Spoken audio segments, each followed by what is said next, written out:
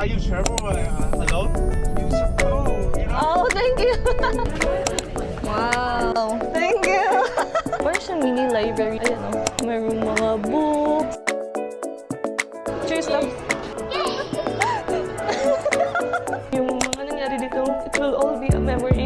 And I will forever cherish this one. Ito yung sa Pomsville Travel Hub. I can do this.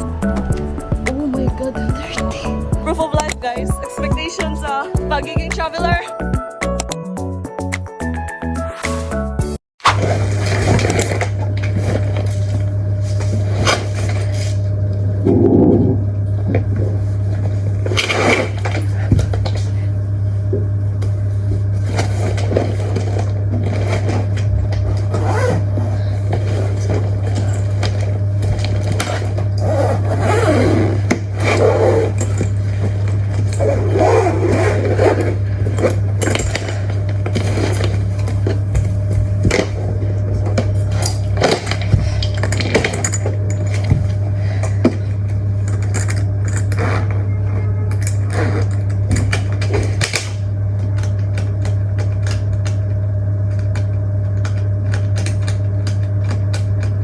Hey besties, it's officially my last full day here in Saigon, guys, and I still can't believe it na finally guys, I would say na na-accomplish ko talaga yung first ever solo travel ko. Kagabi pala, naglinis na ako or nag-pack up na talaga ako.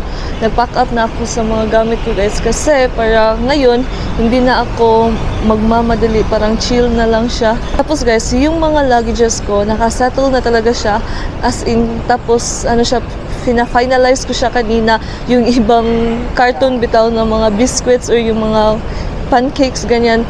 Ano talaga guys, kinuha ko na lang siya sa carton. Is consuming kasi talaga siya, kaya ayun, kinuha ko na lang yung mga carton doon, and then na-finalize ko naman lahat ng mga luggages ko, as in ligpit ko na talaga lahat ng mga gamit ko. And right now guys, on the way na ako sa Bintay Market. Nagantay lang ako ng aking Grab, and plan ko talaga bumili ng cup, tapos yung traditional Vietnamese na hot bitaw, bibili talaga ako dun guys, kasi feeling ko mas less talaga siya compared dito. And then guys, ano pala, kanina habang nagliligpit ako ng mga gamit ko, dun pa lang ako natauhan guys, dun pa lang nag-sink in sa akin na finally, hindi na pala ako dun matutulog tonight.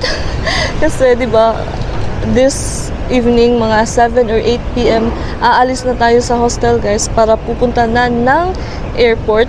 And then, kagabi pala yung last night natin na nakatulog doon sa hostel guys. Nakakaiyak siya guys kasi ano in my own little world kasi talaga yung hostel guys, and yung life ko dito sa Ho Chi Minh, kasi nga guys 12 nights din ako dito sa Vietnam, tapos mag-isa ako, tapos hindi ko na namalayan na na-attach na pala ako. Alam mo yung feeling na no one knows you here in this city, in this country, tapos you're just doing your own thing and nobody cares. Ganun bitaw guys, sobrang fulfilling niya. And ayun, nakakaiyak lang. Tapos parang bukas pala, hindi na pala ito yung view ko. Mamimiss ko din yung neighborhood ko, kasi dito talaga ako laging naglalakad in the morning or in the evening. Ayan, tapos guys, basta in general, mamimiss ko yung small little world ko dito. Kaya ayan guys, kanina nung nagkumain ako sa 7-Eleven, kasi bumili lang ako ng yung parang bento bitaw sa 7-Eleven for lunch, tapos matcha latte lang. Habang nasa 7-Eleven ako, hindi ko napigilan guys, tumulo talaga yung luha ko. Call me OA, pero basta guys.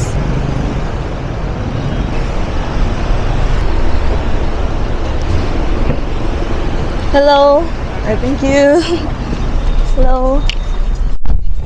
Isa din talaga sa na-appreciate ko dito sa Vietnam guys, no? Yung mga tao dito is ano lang talaga, chill lang, as in, although siguro meron namang mga bad boys ganyan or bad guys, pero so far talaga guys, sa mga na-encounter ko dito, especially na mag-isa ako guys, ano lang talaga, everyone was so chill, relaxed, tapos parang accommodating. Kaya aside sa mura talaga dito guys, parang there's a place talaga in Vietnam na parang babalik-balikan mo talaga. Yan lang talaga ang masasabi ko guys. If you are in Vietnam, for sure, babalik-balikan mo talaga siya. How long you been here? Actually, I will be going home tonight. Tonight? Yes. Oh my god. It's my 12th night already. Okay. 12 nights. So are you travel alone? Yes, alone, but I also have a friend here in Vietnam Ah, okay. who is also traveling. Okay. Yeah, Oh my god. solo traveler. You so cool, you know? Oh, thank you. Actually, this is my first time traveling solo. Oh my god. That's Yeah. the first time, right? Yes, my first time. In the Philippines, we somewhat find our cost of living expensive. Oh, right. Yeah. And how much? And I don't know the exact range, but some locals find it really expensive living in the Philippines. Oh, Yes, you will experience it here in Vietnam. yeah. Yeah. Like, Because last time I went to Pilates class. I don't know if you heard Pilates. It's like somewhat kinda yoga style, something like that. In here, I find it cheap. In the Philippines, super expensive. oh my god. Yeah, the per class or the per session. Okay. It's like times 2 in the Philippines. Hey besties, I finally made it here na guys sa Bintay Market. Ito yung pinuntahan namin ni Jan kung saan marami din kaming nabili dito sa Bintay Market. And dito daw kami magkita ng friend ko guys, yung kagabi daw si Aiza. Kasi wala, mabubudol na naman kami. Charot. Pero ano lang talaga, plan ko lang is kalo. Kasi ito guys, dito ko to siya nabili dito sa Bintay Market. And yung grab car pala guys, sobrang chika talaga niya guys. And ako naman as someone who wants to chika din, nagtatanong ako kung as a local, is it cheap ba na, is it as a, hoy! Hala, umamulog na yung mukha lo, hala! Budol 101, 70,000 lang dito. Ayan siya guys, oh. Ayan. Wow! Hang. Okay. Come on. Thank you. Yay. Dito kami bumili guys ng cup.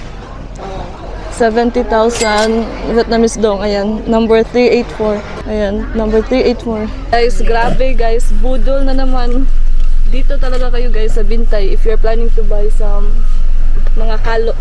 Sa number 397 kasi sobrang mura niya guys compare sa iba.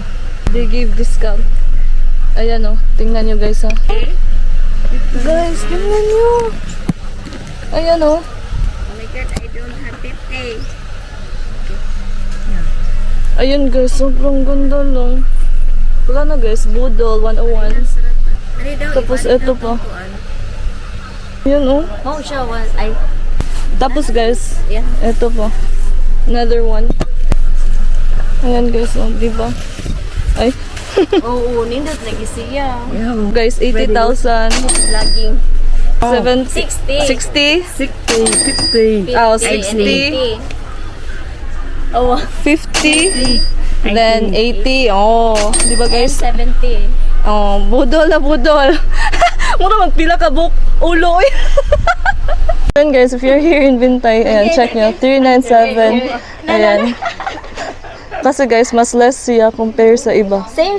Ayan. Oh. Another. Sobrang dami talaga ng variety ng mga cups guys, as in. Hey guys, I don't know if naka-update ako sa inyo or naka-video ako ng todo-todo doon sa Bintay Market guys. Kasi, ano talaga? Kasi medyo nagmamadali talaga kami. Kasi guys, mga 7 p.m. is pupunta tayo sa airport. 7 p.m. is yan na yung pinakamaaga. So most likely 7 or 8 p.m. dapat papunta na tayo sa airport. And right now kasi guys, it's currently 3:53. And then, tapos na kami doon sa Bintay guys. Actually, may nabudol ako. May nabili akong 3 huts, tapos isang Vietnamese na traditional hut. Ayan, budol ako guys. And sobrang laking tipid talaga niya if you are in Bintay. Actually guys, meron namang mga coffee, teas din dun sa Bintay. And I feel like mas mura talaga siya compared din sa Co-op Mart. So, if you have ample time in Ho Chi Minh guys, I highly suggest also na pwede siyang another option yung Bintay Market guys. Kaso nga lang, yung Bintay Market is market talaga siya guys. So, which means medyo mainit dun kasi walang aircon. And meron din dun mga bags, shoes, tapos mga variety of hats guys. As in, sobrang ganda. Ito ipapakita ko sa inyo guys ha. Ito siya. Ayan. Diba guys, sobrang ganda. 50,000 lang yata to guys. And then meron pang isa. Yun nga lang, gusto ko sana yung walang logo pero apparently guys, wala akong nakitang plain lang. And then I also have here para siyang good for hiking, something like that. Ayan. Itong tatlong to guys is nasa around 190,000 lang to lahat-lahat. And right now pala guys, after namin sa Bintay is nag-search kami ng nearest coffee or cafe. And apparently guys, dito kami napadpad. We are here at Cafe Giang. Actually, hindi siya nearest talaga. Pero kasi guys, yung Cafe Giang is very famous here in Vietnam. Kaya we are here right now. And sobrang ganda niya guys. Tingnan niyo. Parang siyang mini library, something like that. Tingnan niyo guys. Ayan o. Mayroong mga books. Ayan. And sobrang lawak ng space niya guys. Ayan siya. Tapos, very Christmas yung vibes niya. And apparently guys, feeling namin mga local talaga yung mga nandito din. And we also have here cats. Ayan guys, so very cute. Feeling ko guys, mas nakaka-enjoy dito compared dun sa napuntahan ko the other day, yung may Ghibli bitaw. Ito guys, parang mas maganda to. Kesa dun sa Ghibli na studio, something like that. Yung may cat cafe bitaw. Ayan siya guys, sobrang lawak niya talaga as in. Tapos, ayan. Tapos, ang ganda pa sa labas guys, tingnan nyo. So, ayan pa guys, oh. So pretty. Ito parang mga ano pa to, mga music albums. Ayan.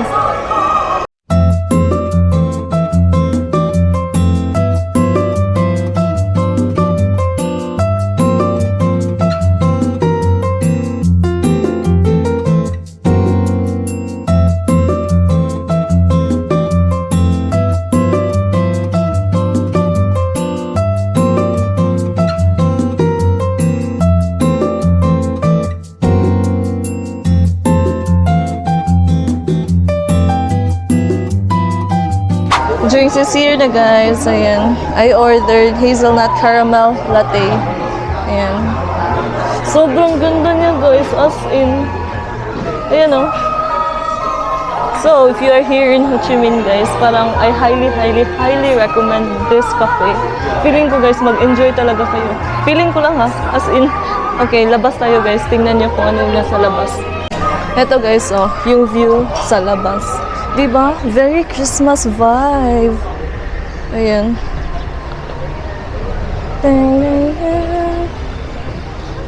Diba? Para tayo nasa Christmas land.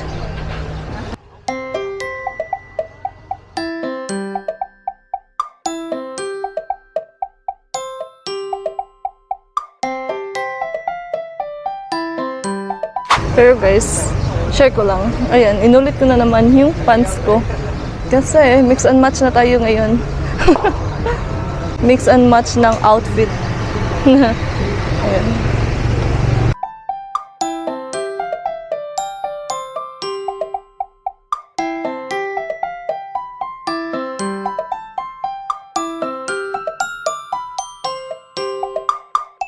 Cheers daw.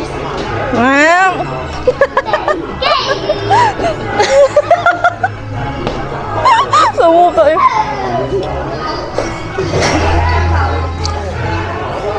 Di mo na makita. Okay, na ikaw to. Ano mo? Hey besties, I finally made it back here again sa hostel guys. And guess what? Nakapag-motorbike ulit ako guys. Kasi, di ba kanina nandun kami sa Cafe Giang. Actually, malayo siya from District 1. I'm not sure kung what district na siya. But anyway, I'm happy naman na nakapag-grab bike ulit ako. And First time ko guys mag-grab bike during rush hour and sobrang ano lang talaga, parang palakasan na lang ng guardian angel. And good thing, itawid ko siya guys, pero medyo parang hindi takot yung mga drivers dito guys, yung parang paliko-liko-liko, ganun.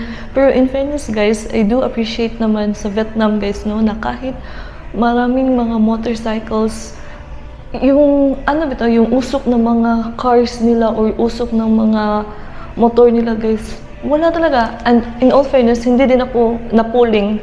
Like, ano ba sa Tagalog yung napuling? Basta, hindi ako napuling guys. In Bisaya, hindi ako napuling. And yun yung na-appreciate ko in fairness naman dito sa Vietnam. Kahit marami talaga motorcycles. Safe naman siya guys, in fairness. Pero yun nga lang medyo, if you are not used to ride a motorcycle, yun, nakakakaba talaga. Pero nag-enjoy naman ako guys, in fairness. And also guys, it's currently 5:58 PM here in Ho Chi Minh guys, and right now nagmamadali na ako kasi I'm planning to go sa airport maybe mga 7 PM. 7 PM yan na yung pinaka-early, or maybe 8 PM ganun. And also guys, mag-dinner muna ako before ako pupunta sa airport. Although guys, medyo kinakabahan ako guys kasi I'm not sure if 20 kilos lang ba yung luggage ko. Baka kasi nalagpas na siya guys. So, wish me luck. And also guys, it's really my last full day na talaga here in Vietnam. And tomorrow, nasa Cebu na ako. Kasi 5 AM pohon, darating na ako sa Cebu. So yun na guys, back to reality na. I will definitely miss this little world of mine here in Ho Chi Minh. Nakaka-senti lang kanina. Nung natauhan ako guys na, kagabi pala was my last night na matulog dito sa hostel. Kasi guys, dito sa hostel, even if meron akong mga kasama sa room, ano lang kasi sobrang tahimik talaga guys, as in, alam mo yung feeling na meron ka talagang privacy pa rin ba? Lahat kami solo traveler pero may kanya-kanya kaming world. Minding your own business talaga guys. Tahimik, ganun. Tapos, sobrang good yung location niya guys. Location-wise, I highly recommend. Yun nga lang, if you are in Ho Chi Minh, feeling ko may mas mura pa talagang hostel compare dito. Pero, definitely guys, I do highly recommend kasi sobrang ganda talaga niya guys. Kahit shared bathroom, shared shower, pero sobrang linis talaga niya guys, as in. Tapos sobrang bango pa, as in. Parang laging may sumusunod bitaw na maglinis, ganun. And yan talaga guys, parang ano siya, nakaka plus points siya. So yan guys, I still can't believe na natagumpayan ko ang aking first ever solo travel. And I'm so happy of myself. Marami akong na-discover sa self ko guys na akala ko hindi ko siya magawa, pero for some reason, malakas yung loob ko. Sure. Actually guys, medyo madali akong matakot. Yeah. Medyo madali akong matakot guys. Pero in my mind guys, I know I am competitive enough. Pero yun nga lang, medyo some sort my self-doubt and medyo my fear. But I am so happy kasi di ba natagumpayan ko siya guys, and I did enjoy with my own little world here in Ho Chi Minh. No one knows you, no one cares about you, you just do your own thing. Wala lang. I definitely recommend you guys, once in your life, you should do a solo travel. Kahit hindi naman siya guys, kahit hindi out of the country, kahit out of town lang, try nyo lang. Parang kasing, parang treat yourself naman na i-enjoy mo yung self mo with your own company. Don't be an enemy to your own self. Kasi minsan talaga guys, yung sariling utak natin, yan yung nagpapa-limit sa ating happiness. Kasi sometimes, talaga, negative kills happiness. Kaya, dapat, we should conquer. Dapat positive lang tayo. Although, yeah, I know, tao lang. Pero, yun nga lang, dapat i-fight natin na we should be positive enough. Don't doubt ourselves. Do it afraid. Do it scared. Do it alone. Just do it. Show up. And one day, guys, yourself will thank you for because ginawa mo siya. One day, soon, in my 80s, 90s, I know, nakakayak. I know, I will remember this. I know I will remember this na ginawa ko siya. Because never in my wildest dream talaga guys na mag-solo travel ako. And guess what? I did it. And it was so fulfilling. Thank you, Chelsea, for showing up. Thank you, Lord, for the opportunity. Thank you to my family and to Jen for being so supportive. And thank you guys for being with me with this journey. Char! Happy 1 million subscribers. I'll manifest. I still can't believe guys kasi yung first day natin, yung nag-ikot pa tayo dito sa neighborhood, nung na-shock ako nga, uy, marami pala mga Korean store, parang ano siya, mga Korean dito na mga parang Korean neighborhood siya or Japanese neighborhood. Tapos nung nag-cooking class tayo, nag-coffee making class, di ba? Na-conquer ko siya. And also guys, yung nakapag-try na talaga ako finally mag-Pilates class kasi guys sa Cebu sobrang mahal ng Pilates class per session, and dito sa Ho Chi Minh nagawa ko siya kasi sobrang mura lang talaga niya guys, mga nasa 350,000 Vietnamese dong yata siya. Kung i-convert natin less than 1,000, siguro mga nasa 600 pesos, 700 or 800, ganyan lang siya. Kaya I did grab the opportunity. And buti na lang, isipan ko siya. And also, I'm so happy kasi nakapag morning run ako dito sa Ho Chi Minh mag-isa. Yeah, I did it. Yeah, I did it, Chelsea. And also, nung nag-cafe hopping ako, kahit some of those cafe is medyo malayo siya sa District 1, pero I'm so happy. And then, I'm also happy kasi I conquered or I challenged myself to try talaga mag-motorbike dito sa Ho Chi Minh. And I did it! Yung mga nangyari dito, it will all be a memory. And I will forever cherish this one. Kasi hindi naman ito palaging nangyayari.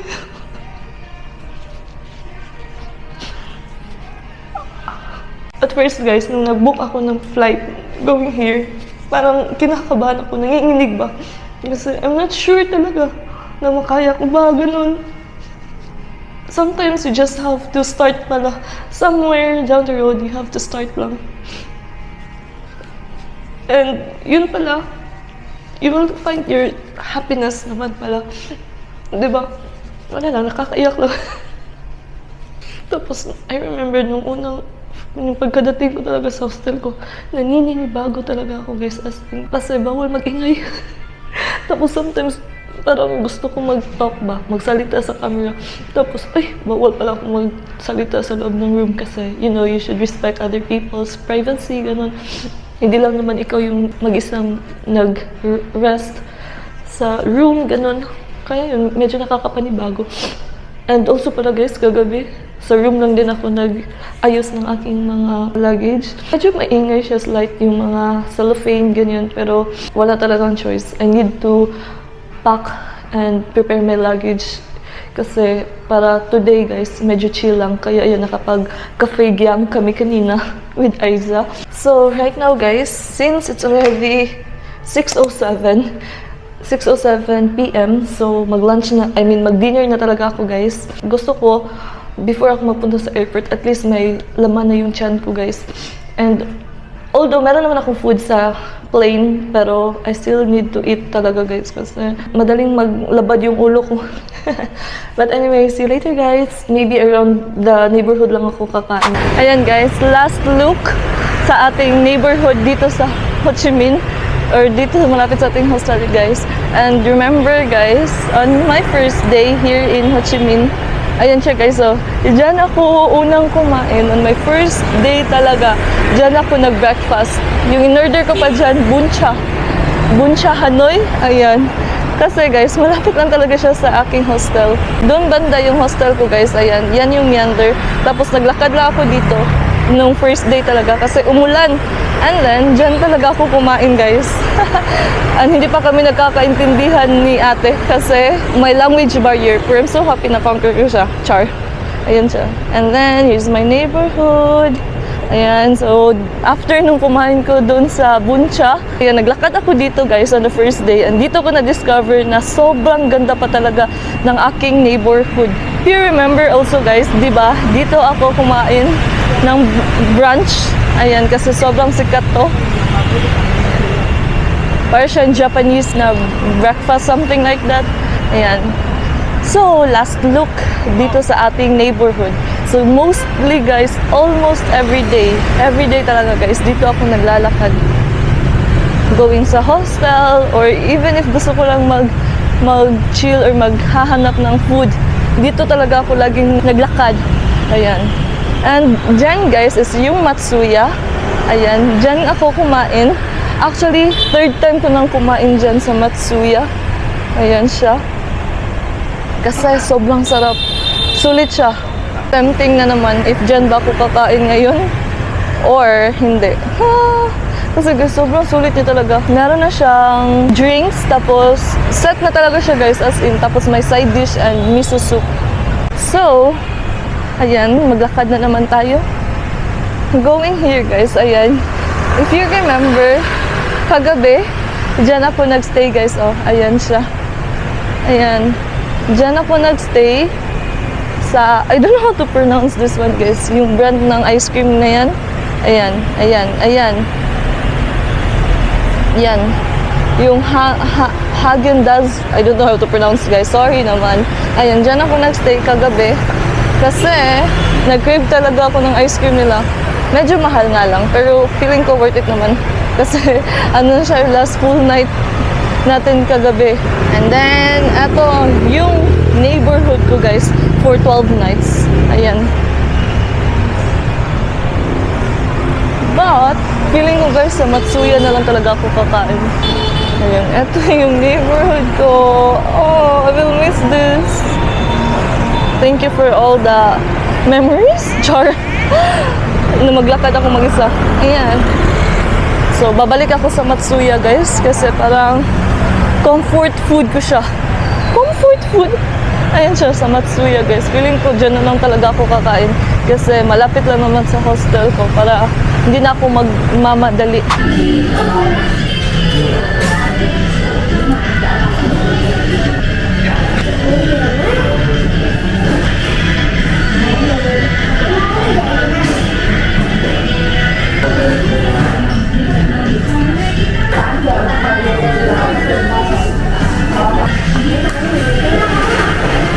Guys, ito yung reality ng pagka-travel.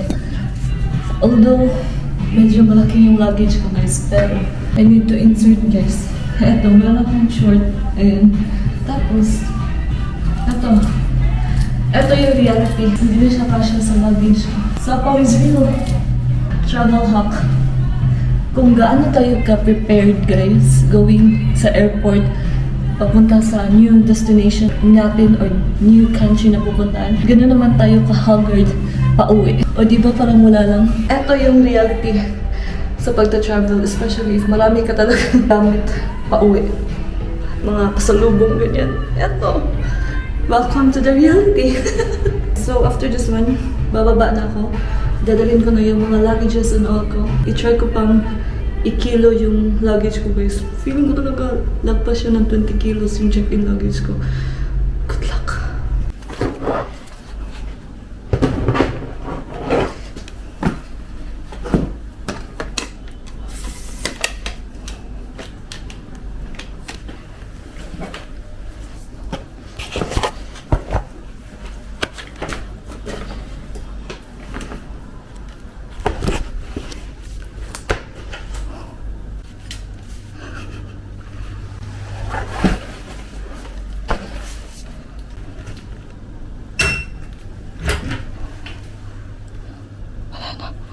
Iwan ko naman.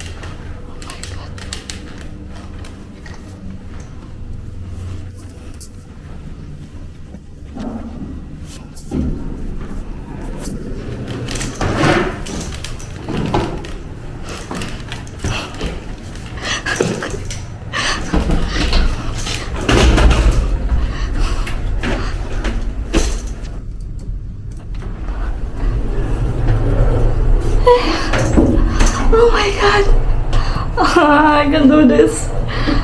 Ang bigat, grabe. Ayan guys, yung jacket ko pa naman. Meron pa dyan.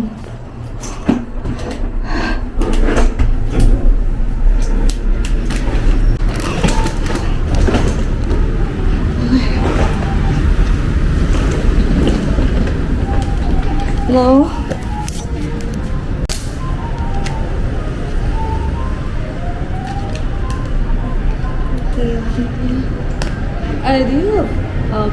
I will try to weigh this one. Yes. Oh my god, I'm trying to weigh my guys, luggage. Sobrang bigat na talaga. Oh my god. 30. Okay. Thank you.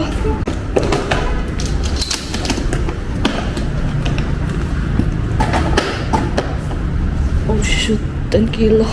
Okay. Thank you. Na, paano na to? Guys, yung check-in ko is 30 kilos. Tapos yung hand carry ko, 10 kilos. Biskut, bugat. Ambot nung saan eh. Good luck. Maghabuak man siya daan gamit ron. And guys, mag-try na ko book o grab. Papunta na ng airport. Let's go.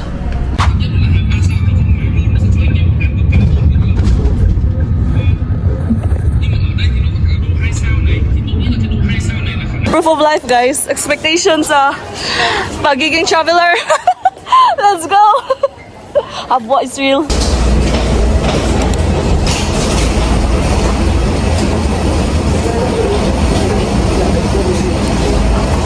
Look who made it to Cebu. Time check, guys. It's already 4:15 a.m. And yeah, we're back again to Cebu na, guys. Ayan. Current situation, guys. Guys, grabe yung struggle ganina.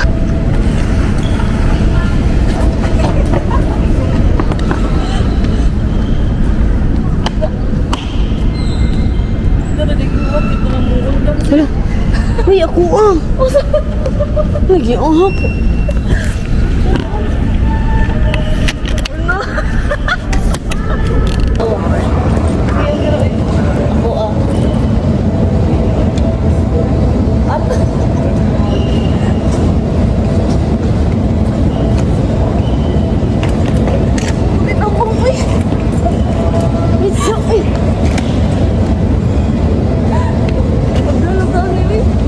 Ambil bukan apa tu, sama lagi aku.